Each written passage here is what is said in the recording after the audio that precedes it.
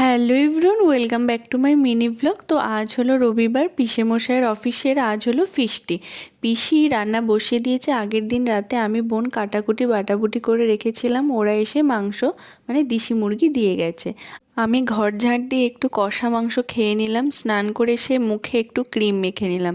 দুপুরে খেয়ে নিলাম ভাত, দেশি মুরগির ঝোল, লেবু, শসা। আজ পিসি রান্নাটা অসাধারণ করেছিল।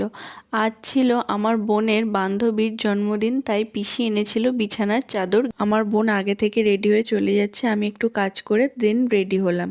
আমি একদমই সিম্পলভাবে সেজেছি। আমার ছোট বোনটা ক্যামেরার সামনেতে এসে শুধু গোলাচ্ছিল, তারপর আমি ভাবলাম ওড়নাটা কিভাবে নেব। দেন পিসিমণি একটু সেফটি পিন দিয়ে হেল্প করলো। আমাদের তিনজনকে কেমন লাগছিল অবশ্যই কমেন্ট করে জানাবে। চলে আসলাম জন্মদিন বাড়িতে। এই হলো আমাদের বার্থডে গার্ল। আমার বোন তো আগে থেকে অলরেডি চলে এসেছে। বোন ওর হাতে গিফটটা দিল। কি কি খেলাম, কি করলাম নেক্সট ভিডিওতে দেখা হবে। ততক্ষণের জন্য বাই।